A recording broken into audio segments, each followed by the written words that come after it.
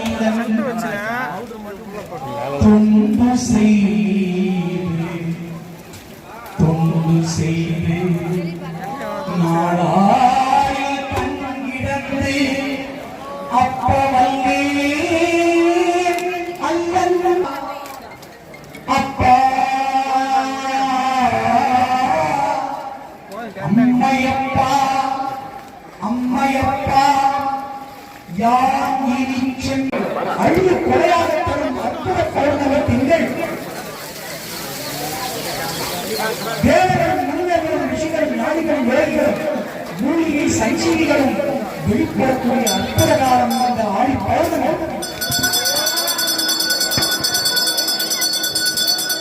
அப்பேற்பட்ட இந்த ஆடி பௌர்ணமியை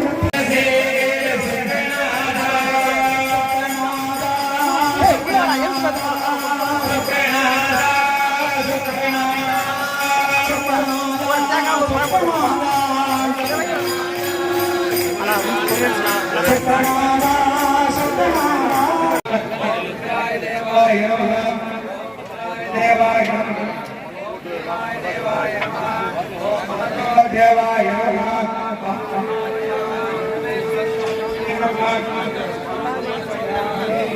ஓம்